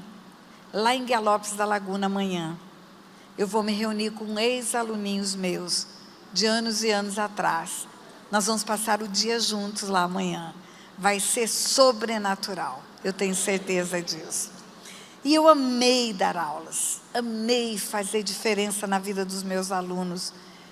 Eu projetava na minha vida no magistério aquilo que eu não tive, que eu sabia que um aluno precisa. Dar a eles valor, fazer eles acreditarem em si mesmos, fazerem saber que eles tinham um potencial e que podia se transformar em grandes realizações. Mas chegou o dia de ir embora de Guiá-Lopes da Laguna. Otto foi transferido para Poxoréu e lá fomos nós embora. 8 anos eu dei aula. Primeiro Guiá-Lopes da Laguna e depois Poxoréu. Para mim era a realização plena. A menina burra dando aula, a menina que não vai dar para nada, sendo um referencial para os seus alunos. Mas um dia o Otto chega do banco lá em Poxoréu e ele fala para mim, Tânia, nós vamos embora. Eu disse, vamos para onde? Para o Rio de Janeiro. E o que nós vamos fazer no Rio de Janeiro? Você vai fazer uma faculdade. Ele falou, é um desperdício você não continuar a estudar. E a ideia me agradou, porque se eu fizer pedagogia, se eu fizer administração escolar, eu vou poder ter uma escola minha. E fomos para o Rio de Janeiro. Eu achava que era fácil arrumar emprego lá em qualquer escola, porque eu tinha 8 anos de experiência aqui no Mato Grosso, que ainda não tinha dividido 8 anos no estado e município. Então, pronto, 8 anos é uma bela cartela de experiência. Só que eu estava enganada, batia na porta das escolas, ou nas portas, escolas particulares, procurando trabalho. A pergunta era a mesma, você tem curso superior? Não. Então não tem vaga. Tem curso superior? Não. Tem curso superior? Não. Mas se eu não trabalhar, eu não vou poder fazer faculdade. Nós estávamos passando por uma fase financeira muito difícil, porque eu perdi os empregos na minha ida para o Rio. E o meu pai um dia foi embora e não voltou mais. E meu irmão adoeceu, ele começou a usar drogas. Meu irmão enlouqueceu. O meu irmão passou aqui em Campo Grande, naquela clínica psiquiátrica que tem aqui, praticamente 5 anos internado, fora da realidade. E nós aqui ajudávamos minha mãe, nós aqui ajudávamos o meu irmão. Enfim, o dinheiro era curto, a despesa era grande. O aluguel em Mato Grosso, em Poxoréu, era desse tamaninho. O aluguel no Rio de Janeiro era uma fortuna. O dinheiro não dava para nada, eu precisava trabalhar urgentemente. As portas se fechavam. Um dia uma mulher foi sincera para mim. Ela falou: menina, deixa eu te dizer uma coisa. Sem curso superior, você não vai dar aula. Você só vai conseguir ser faxineira ou merendeira aqui na escola. E eu olhei para aquela mulher e falei: mas eu tenho experiência. Eu tenho 8 anos de experiência. Ela olhou para mim e falou: tem? Eu falei: tenho. Aonde? E eu falei de boca cheia: Guia Lopes da Laguna e Pochorel. Ela riu. Ela falou: onde é isso? E eu falei onde era. Ela disse: experiência de Guia Lopes da Laguna e Pochorel não serve para o Rio de Janeiro. Minha filha vai arrumar outro tipo de trabalho. Aí eu comecei a comprar Jornal do Brasil e o Globo, os jornais mais lidos do Rio de Janeiro. Sábado e domingo marcava classificados. Ia procurar trabalho na segunda-feira. Dura. Dinheiro para comer 2 pastéis e tomar um caldo de cana, pagar a passagem de ida e de volta do ônibus. Agora pense no drama. Pochorel tinha 5.000 habitantes. O Rio de Janeiro tinha milhões. Eu pensava: eu nunca vou aprender a andar nessa cidade. Como que eu vou fazer para procurar emprego nessa cidade? Aí eu descobri que o ponto de ônibus inicial e o ponto final são repetidos pelo ônibus no trajeto. O ônibus sai daqui, vai para lá, e sai de lá, vem para cá. Então eu posso ir, que eu posso voltar. E eu fui perdendo o medo. E morávamos em Madureira, e tinha um ônibus, até hoje tem, 355. Fazia a linha Madureira, centro do Rio de Janeiro, Praça Tiradentes. Madureira, Tiradentes. Na Praça Tiradentes tinha um cavalo. Até hoje tem uma estátua. E eu comecei a me guiar por aquele cavalo. Se eu saísse na cara do cavalo, eu ia dar na rua tal. Se eu saísse do lado direito do cavalo, eu ia dar na rua tal. Do lado esquerdo, na rua tal. No rabo do cavalo, eu ia dar na rua tal. E aquele cavalo virou o meu GPS. E eu rodava o centro do Rio de Janeiro todinho, procurando trabalho. A resposta era igual: você tem curso superior? Não. Não tem trabalho. Às vezes ficava o dia inteiro para ser entrevistada, para ser rejeitada no fim do dia. Eu não aguentava mais aquilo. Um dia uma mulher falou para mim: você vende livro? Se você vende livro, vai dar para você vender enciclopédia. Eu não vendo nada. Não consigo vender. Eu falei: gente, o que eu vim fazer nessa cidade? Eu estava tão bem na minha terra. E eu já estava entrando na linha do desespero. Um dia eu abro o Jornal do Brasil, página do meio, edital do concurso público para o Banco Central do Brasil. Nível médio. Normal, nível médio, vou fazer esse negócio. A família do meu pai nos alijou por causa da história da minha família. Mas depois que você entrega a sua vida para Jesus, quando você se converte, Deus vai trabalhando de várias maneiras e você começa a perdoar as pessoas. E eu fui procurar a minha família. Eu estabeleci o relacionamento. Você pode fazer um encontro com uma pessoa, como uma ponte, cada um faz um pedaço, encontra no meio, mas você pode fazer a ponte sozinho, chegar do outro lado. E eu fui atrás da minha família, eu fui atrás dos primos, eu fui procurá-los, e no Rio de Janeiro tinha primos. E aí eu já estava me relacionando com um primo, de nome Augusto, e eu ligo para o Augusto, porque o edital dava um endereço para inscrição que não era perto do cavalo, e eu não ia saber até lá. E aí eu ligo para o Augusto e falo: Augusto, eu pago teu combustível, me leva no endereço tal, eu vou me inscrever para um concurso, e ele me leva. E no caminho ele fala: vai ter concurso para o magistério? Eu falei: não, não é para o magistério, é para o Banco Central do Brasil. Quase que ele bateu o carro. Banco Central do Brasil, Tânia? É isso mesmo? Eu falei: você sabe o que é Banco Central? Tânia, isso não é para você. Você tem curso normal, feito em Jardim. Você acha que você vai passar no concurso do Banco Central no Rio de Janeiro? Banco Central é banco dos bancos. Todo mundo que trabalha em tudo que é banco vai fazer, porque paga melhor o Banco Central. Todo mundo que está desempregado vai fazer. E muita gente com curso superior vai fazer. Isso não é para você, Tânia. Mas uma das coisas que Deus faz quando você tem um encontro genuíno com Ele, Ele faz você saber quem você é. Ele faz você enxergar a verdade. A sua identidade de filha, ela é firmada. E eu já sabia disso. E quando o Augusto fala para mim, isso não é para você, eu disse para ele, se o meu pai quiser, eu vou passar. E o meu pai celeste, é claro. E eu passei no concurso. Passei. Queridos, vocês não têm noção. A minhoca do lixo de Aquidauana. Entrar naquele prédio na Avenida Presidente Vargas, no Rio de Janeiro, você bate o pé, a porta abre. Entra naquele lugar para ser funcionária do Banco Central. Quando eu comecei a trabalhar, logo em seguida, eu descobri que a melhor carreira era de advogado do banco. O advogado do Banco Central, naquela época, não sei hoje, dava plantão de 4 horas e podia levar tarefa para casa. Tarefa intelectual você pode fazer no escritório, na sua casa. E eu falei, é o que eu quero. Eu tenho filhos, eu não vou deixar meus filhos jogados, eu vou poder trabalhar 4 horas e dar atenção para eles. E eu não quero mais saber de outra coisa, eu quero ser advogada do Banco Central. Agora tem um detalhe, para ser advogado do Banco Central tem que fazer direito primeiro. Eu entrei para o banco em julho, no final do ano teve vestibular. No Rio de Janeiro tinha um vestibular chamado Sesgran Rio. Era uma prova para todas as universidades.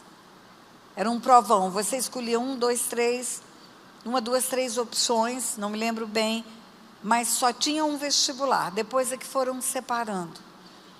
E eu fui para fazer a minha inscrição. Pensei, repensei. Eu moro em Madureira, trabalho no centro da cidade. Entre Madureira e o centro da cidade tem a Universidade do Estado do Rio de Janeiro, no Maracanã, no meio do caminho, é de graça, é essa que eu quero. E tem mais, eu quero de manhã, porque eu vou fazer meio expediente no banco, vou entrar meio-dia, eu posso fazer faculdade de manhã, porque eu não quero fazer faculdade à noite, eu quero encontrar meus filhos em casa. E aí eu fiz a minha inscrição, uma opção, o UERJ, de manhã. Meu primo Augusto era advogado. Aí eu liguei para ele. Augusto, novidade, esquece esse negócio de dar aula, eu quero ser advogado do Banco Central e eu vou fazer o vestibular para direito. Ele falou, legal, a Gama Filho é uma boa faculdade. Gama Filho é uma faculdade particular. Eu falei para ele, já fiz a inscrição para o UERJ de manhã. Ele falou, agora você enlouqueceu. Tá? Ele falou, você queimou a oportunidade que você tinha de fazer uma faculdade. Por que eu enlouqueci, Augusto? Ele falou, você tem noção do que você está escolhendo? A UERJ de manhã é a melhor faculdade de Direito do Rio de Janeiro nesse tempo. Quem estudou desde o maternal no São Bento Santo Antônio começou a falar as escolas boas. Fez o pré-vestibular, tal, o impacto, o GPI, falou tudo lá. É que passa para o UERJ, Tânia. Tânia, o que você tem de ensino médio? Normal. Aonde você fez normal? Guia Lopes da Laguna. Ele falou, Tânia, vai lá na UERJ. Vai ver os carrões que tem no estacionamento. Só filhinho de papai que estuda naquele lugar. Eu estava curada, igreja. Eu falei para o Augusto, eu também sou filhinha de papai, se ele quiser eu passo. E eu passei. A gente contando, parece tão rápido, mas olha, não foi fácil. Imagine você 5 anos com filhos, trabalhando, com casa. Eu andava de trem da Central. Você não tem noção o que é andar no trem da Central. Eu descobri que se eu andasse de ônibus, eu ia ficar apertada 1h30. E se eu andasse de trem, eu ia ficar apertada 28 minutos. Então, eu optei pelo trem. Estudando de pendurada em trem. Uns homens enormes, com um braço levantado e você enfiada embaixo do braço dele. Eu saía de casa à madrugada. Eu fazia a marmita para levar para a faculdade. Depois da aula, eu entrava para o banco. Eu só ia comer aquela marmita 2h15 da tarde. Porque quem entra meio-dia não tem horário de almoço, só quem trabalha o dia inteiro. Quem entra meio-dia tem 15 minutos para lanche. A marmita feita à madrugada ia ser comida 2h15 da tarde. Eu não tinha dinheiro para comprar livro. Eu estudava na biblioteca do Banco do Brasil, no centro da cidade. Foram 5 anos doídos, mas passaram. Eu não estudava em casa enquanto os filhos não dormissem. Eu não queria privar os meus filhos da minha presença. Eu só ia estudar depois que eles dormiam. Imagina então, eu acordava madrugada e dormia meia-noite, 1h da manhã. Eu dormia 4, 5 horas por noite, durante todo aquele período. Mas terminou. Lá estava o meu diploma na mão. Aí eu pedi a Deus, Deus, agora precisa ter o concurso para advogado do Banco Central. Não é automático, você pega o diploma e vira advogado do banco. E houve o concurso, 8 meses depois que eu terminei minha faculdade. Houve o concurso e eu passei. Advogada do Banco Central do Brasil. Gente do céu, é muito chique esse negócio. Para a minhoca de Aquidauana, minhoca do lixo, a menina burra, eu achava que tinha alcançado tudo que alguém podia alcançar na vida. E aí um dia, como advogada do Banco Central, houve um congresso de bancos, feito pela FENABAN, Federação Nacional de Bancos, e eu fui representando o Banco Central nesse congresso. E lá nesse congresso tinha uma juíza palestrante, uma juíza do Nordeste. A mulher veio para falar e voltar para o Nordeste no mesmo dia, e eu fiquei tão impressionada, uma juíza cristã, segura de si, sendo luz no meio daquele povo. Eu segurei aquela mulher, não deixei ela embora, fizemos a hospitalidade de recebê-la no final da semana, ela passou conosco o final da semana, ficamos amigas, e ela foi embora segunda-feira. Passados uns 3 meses, eu estava com pouco tempo de advogada do banco, eu recebo um envelope pardo na minha mesa. Eu fazia advocacia consultiva no banco, era consultora de uma diretoria, fazia pareceres para aquela diretoria, gabinete chique, bonito, bem arrumado. Eu recebo aquele envelope na minha mesa, e eu abri aquele envelope pardo, e tinha um edital, de um jornal, o Diário Oficial, o edital do concurso público para juiz, juiz federal, juiz do trabalho, área trabalhista, juiz federal.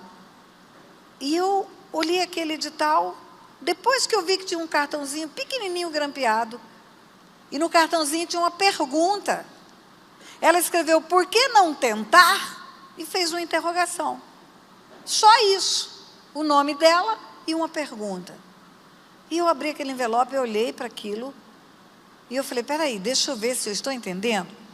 Doutora Maria Conceição está me desafiando a fazer concurso para juiz. É isso? E eu, pensando sozinha, falando comigo mesma, eu dizia, meu Deus, seria maravilhoso isso no tempo certo. Se eu tivesse estudado como todo mundo estudou, enquanto está na casa do papai, tendo tempo para fazer um cursinho, para preparar para um concurso. Concurso para juiz é muito difícil. Tem gente que faz 10 concursos para conseguir passar. E eu pensei, e o tempo já passou. Igreja, eu já era avó. A minha filha estava grávida do 2º filho já. Eu fechei aquele envelope, levei para casa. Contei para o Otto, falei, Otto, você não acredita o desafio que a doutora Maria Conceição fez comigo. Olha só. E eu repeti tudo aquilo que eu pensei, agora verbalizei. Falei, teria sido tão bom no tempo certo. Se eu tivesse podido fazer o meu ginásio, o meu curso de 2º grau, minha faculdade, no tempo da liberdade ainda de jovem. Ia ser uma boa isso. E o Otto olhou para mim com essa cara linda que ele tem. E ele falou, e por que não tentar? E eu tentei e eu passei no primeiro concurso que eu fiz.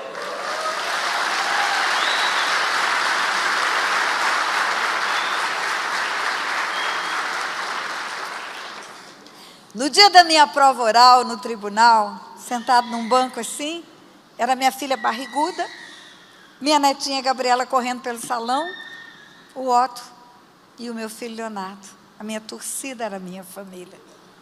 A minha netinha estava correndo pelo salão. Queridos, a primeira vez que eu entrei na Avenida Rio Branco no meu carro. Por falar carro, deixa eu falar para você, eu gosto de carro grande, sabia? Toda mulher baixinha gosta de sapato alto e carro grande. Meu carro é uma Ford Ranger, preta, porque preta emagrece.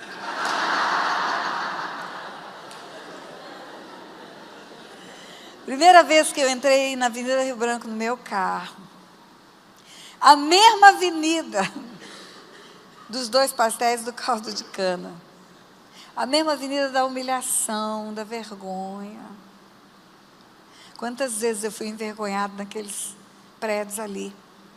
Quando eu virei a rua, Deus começou a falar ao meu coração. Deus falou, os meus pensamentos são melhores do que os seus. Os meus caminhos são melhores do que os seus. Eu é que sei os pensamentos que tenho a seu respeito. Se aparecesse um anjo de Deus no lixo de Aquidauana e falasse para aquela menina que eu era, menina, Deus tem uma virada na sua vida. Ele vai enviar um filho dele para falar do amor dele para você. Esse moço vai casar com você. Você vai estudar. Você vai ser juíza. Eu ia perguntar para o anjo, o que é ser juíza? E o anjo poderia continuar a falar. Você vai rodar os continentes da terra falando do amor desse Deus. Você vai cuidar de pessoas. Você vai cuidar de mulheres que foram abusadas sexualmente. Você vai restaurar a dignidade de muita gente, mostrando o valor que elas têm. Eu olhar para aquele anjo e ia falar, anjo, você está falando com a menina errada, no lugar errado. Porque eu acharia impossível isso. Mas eu quero dizer para você, não tem impossível para Deus. O texto que eu li para você é, me acharei se me buscardes de todo o vosso coração. Serei achado de vós e farei mudar a vossa sorte. Só Deus muda a sorte de uma pessoa. Você escuta muito falar em autoajuda. Hoje os escritores ganham fortunas vendendo livros de autoajuda. Eu quero dizer para você que a autoajuda não muda a sorte de ninguém. A ajuda do alto que muda a sorte de uma pessoa.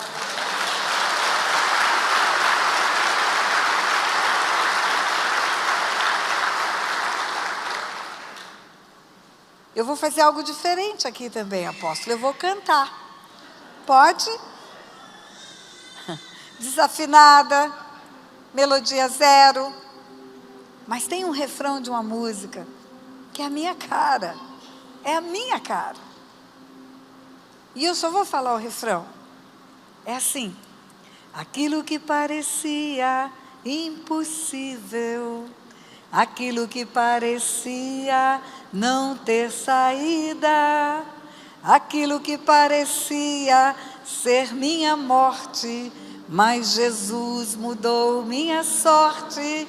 Sou um milagre, estou aqui. Vamos cantar de novo? Aquilo que parecia impossível, aquilo que parecia não ter saída, aquilo que parecia ser minha morte, mas Jesus mudou minha sorte. Sou um milagre, estou aqui. Eu sou um milagre, igreja, de um Deus que faz milagre todos os dias. Eu estive aqui em Campo Grande há 6 anos atrás. Esta igreja fez um evento num buffet da cidade, onde eu dei o meu testemunho há 6 anos atrás. E ali havia alguém que tinha uma conexão com a Globo. Era um repórter, eu não me lembro bem. E aquele homem me procurou.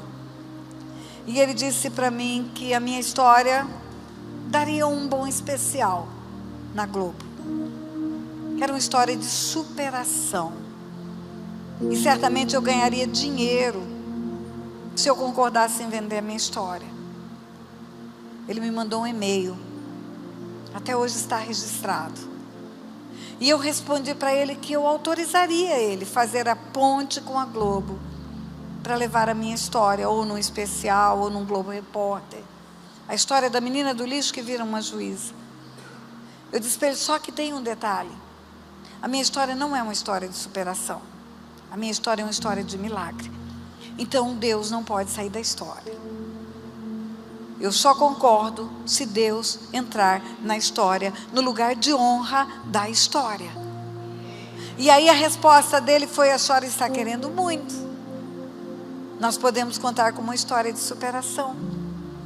E eu falei para ele, então não tem negócio.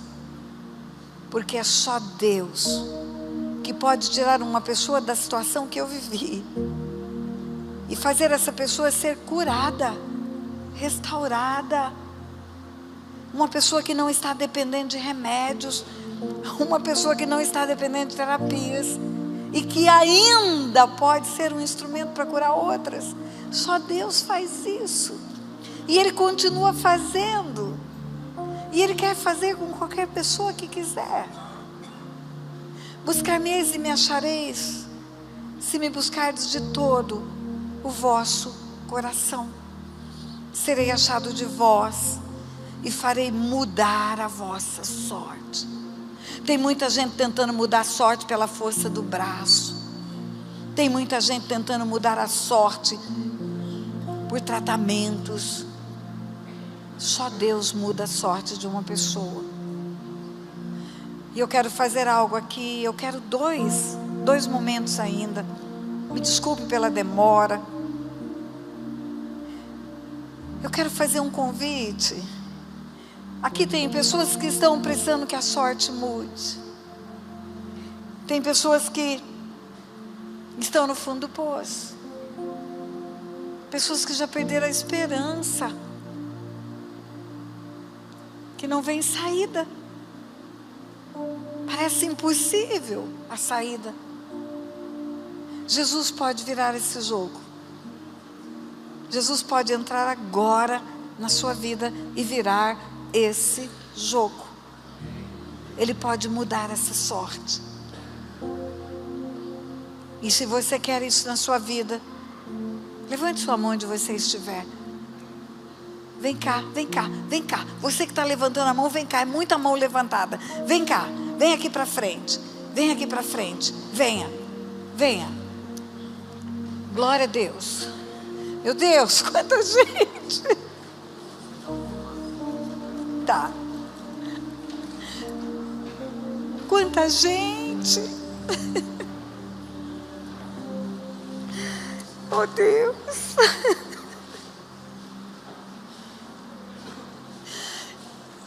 Meu Deus, apóstolo Edmilson, vem cá me ajudar.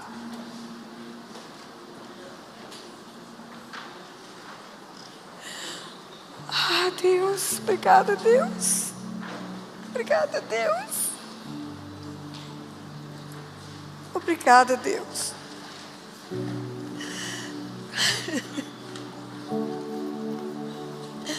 Eu estou sem condições de orar. Ora por eles.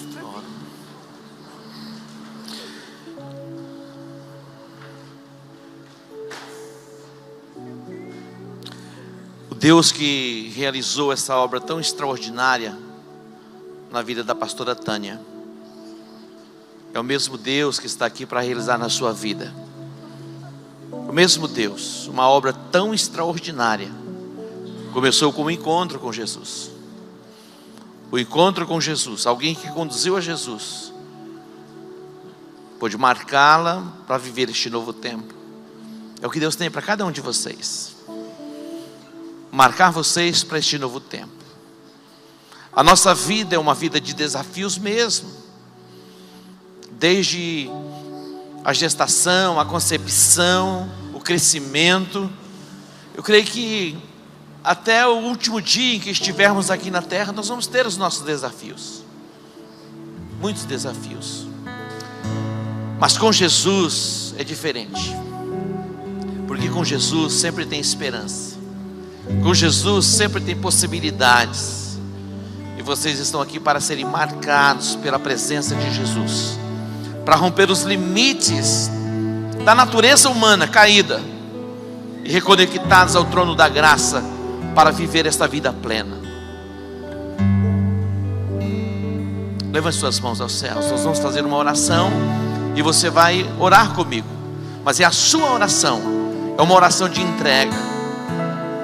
É uma oração de entrega, uma oração de aliança, uma oração de pacto. Diga assim: Pai, nesta noite eu quero te agradecer por esta oportunidade de ouvir este testemunho. Eu abro o meu coração. Eu declaro com a minha boca que Jesus Cristo é o meu Salvador, é o meu Senhor. Eu entro numa aliança contigo e eu entrego a Ti todo o meu ser, sem reservas. Eu abro o meu coração para que o Senhor habite em mim. Perdoa, Deus, os meus pecados. Perdoa, Pai, as minhas iniquidades. Escreve o meu nome no livro da vida. Amém. Agora eu vou orar por você. Feche os teus olhos. Pai, te agradecemos e te bendizemos por este testemunho tão lindo, esta obra tão extraordinária que o Senhor fez na vida da pastora Tânia. O Senhor pode fazer em cada vida assim. O Senhor pode. O Senhor não faz acepção de pessoas. Aqui tem pais, tem mães, tem filhos que estão clamando. Atenta, ó Deus, para o clamor de cada um dos teus filhos. Toma-os pela tua mão direita. Que o teu Espírito possa guiá-los, conduzi-los, dirigi-los em toda a verdade.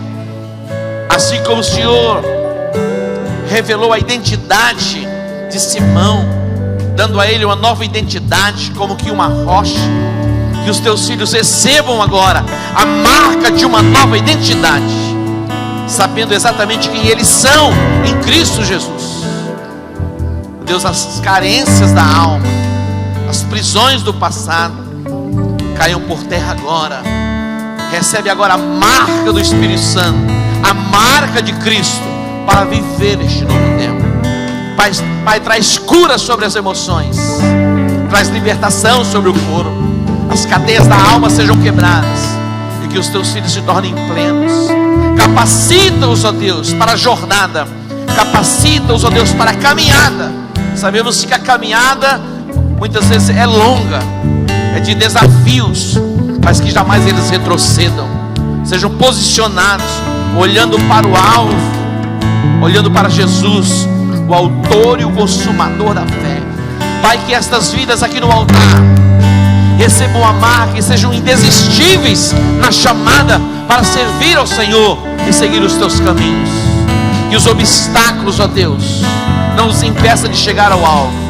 Capacita-os em o nome de Jesus. Diga amém. Diga amém. Dê um aplauso ao Senhor. Glória a Deus. Não saiam ainda. Eu quero fazer ainda uma oração. Eu vou pedir para o pessoal da mídia colocar os meus endereços aqui de YouTube, canal oficial, meu site, minha fanpage. Você tem acesso a vídeos e você tem condição de se comunicar comigo também. E também trouxe material. Quando você sair aqui, uma sala direita ali, tem muito material, inclusive o testemunho. Mas eu quero terminar fazendo uma oração por todos.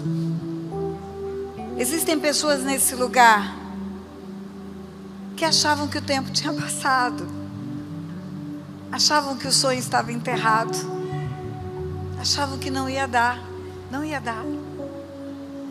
não vou conseguir. Pessoas que escutaram palavras de desânimo.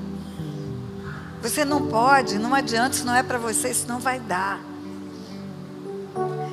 Eu quero que você, nessa noite, renuncie a esta incredulidade de vencer. Você vai vencer.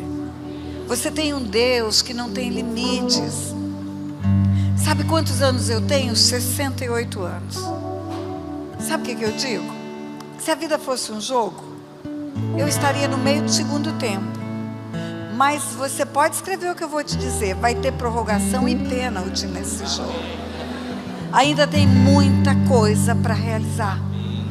Eu tenho projetos enormes no meu coração. Eu não parei de sonhar. E eu não parei de conquistar. Então eu quero desafiar você que tem um sonho e que se esqueceu dele, a tirar ele da gaveta. Você que achava que não dava, que não ia conseguir, porque nasceu num lar pobre, porque nasceu num lar sem oportunidade. Ah, queridos, isso não é obstáculo para você chegar nos lugares aonde Deus quer te colocar. Creia nisso. Tem alguém aqui que tem sonhos esquecidos? Levanta a mão. Pois é, nós vamos trazer de volta isso. Nós vamos trazer, pode sonhar, porque vai acontecer. Nós vamos trazer de volta isso. Diga assim: Senhor meu Deus e meu Pai, eu creio que com o Senhor eu tudo posso. Eu creio que não há coisa impossível para o Senhor. O Senhor mesmo disse que não há nada maravilhoso demais para o Senhor. O Senhor está no controle de tudo. Aonde o Senhor planejou para mim, eu chegarei. O que o Senhor sonhou para mim, eu viverei. Diga: eu tomo posse da possibilidade. E a partir de hoje, eu caminho rumo à realização. Eu posso chegar aonde Deus estabeleceu. E lá eu chegarei. Em nome de Jesus. Amém.